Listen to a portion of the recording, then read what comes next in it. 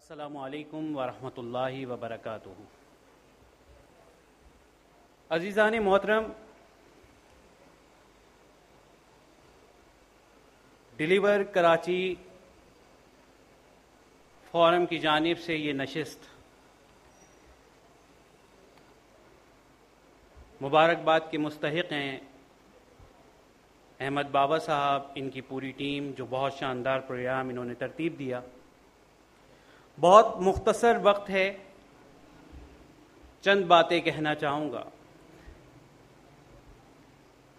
فتنے اس طرح برس رہے ہیں کہ جیسے تسبیح کے دانے ٹوٹ چکے ہوں، ایک کے بعد ایک فتنہ۔ پوری دنیا اس کوشش میں مصروف ہے کہ کسی طرح سے اسلام کا راستہ روکا جائے۔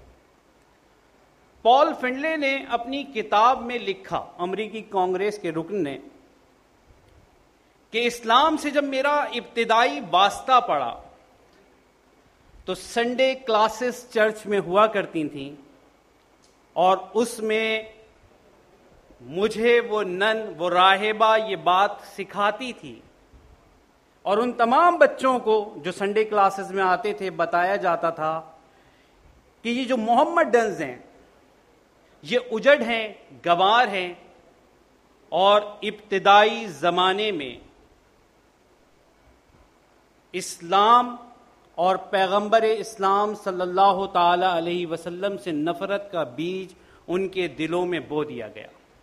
اب صرف سوال اتنا ہے کہ ایک جانب تو اغیار اپنے بچوں کو اسلام اور پیغمبر اسلام صلی اللہ تعالی علیہ وسلم کی تعلیمات سے روک رہے ہیں، اور دوسری جانب ہماری غفلت کا عالم یہ ہے کہ ہم اپنے بچوں کو اسلام سکھا بھی نہیں پا رہے۔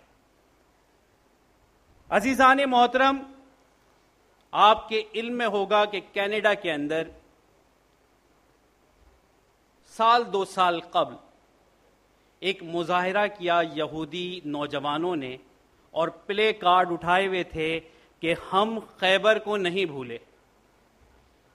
اس پلے کارڈ کے بعد کچھ لوگوں نے آرٹیکل لکھ دیے، تقاریر کر دیں، لیکن ایک سوال اپنی جگہ موجود ہے کہ کیا ہم نے اپنے بچوں کو اسلام کی تاریخ سے آگاہ کیا؟ کیا ہم نے اپنے بچوں کو سیرت النبی سے آگاہ کیا؟ کیا ہم نے انہیں بتایا کہ بنو قریظہ نے کیسی غداری کی تھی؟ کیا ہم نے انہیں یہ ساری چیزیں بتائیں؟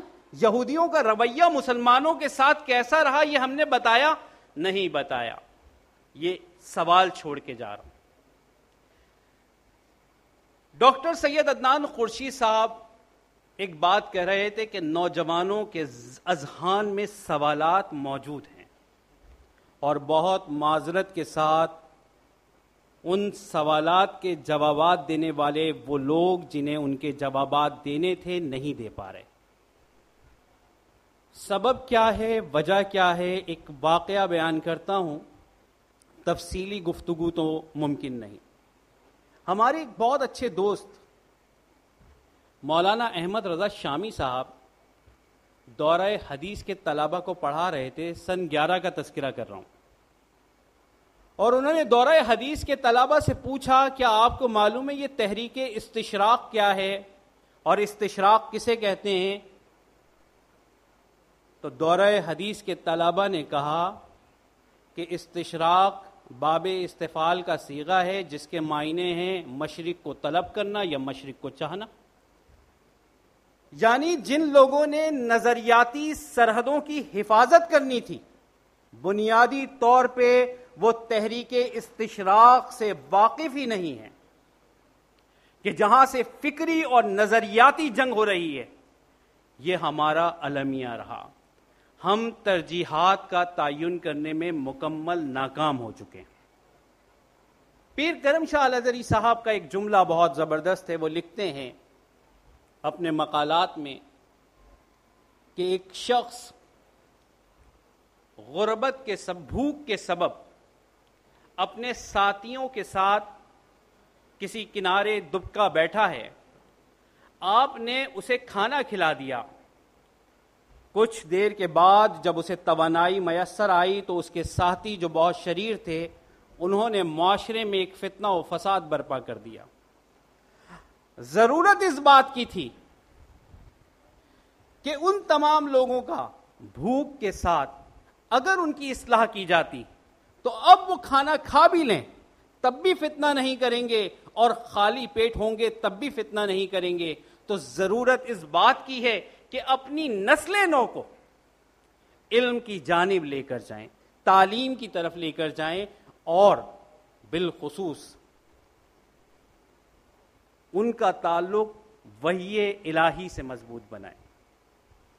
اس ضمن میں جب ہم آج سے چند سال پہلے میں کہیں بات کرتا تھا تو مجھ سے کہا جاتا تھا کہ کریں تو کریں کیا، کچھ ایسا کام ہے ہی نہیں موجود، کتابیں اتنی مشکل ہیں کہ وہ بچے بڑا نہیں پڑھ سکتا۔ الحمدللہ اللہ رب العزت کے فضل و کرم سے بچوں کے لیے ہم نے سنہری سیاستہ لکھی، فہم القرآن لکھی، اور سنہری سیرت النبی، اور اس کے علاوہ دیگر کتب لکھی، اور پچھلے سال ایک مہم چلائی، میلاد نبی کے موقع پر تعلیم نبی کو عام کرو۔ تو ضرورت اس بات کی ہے کہ میلاد النبی پر 12 ربیع الاول کے حوالے سے ترجیحات کا تعین کرتے ہوئے کوشش یہ کریں کہ اللہ کے نبی صلی اللہ تعالی علیہ وسلم کا جو پیغام تھا، جو مشن تھا، جو کوششیں تھیں، وہ اپنی آئندہ نسلوں تک اس امانت کو پوری دیانت داری کے ساتھ منتقل کر دیں۔ اللہ کریم ہم سب کا حامی و ناصر ہو۔ وما علینا الا البلاغ المبین۔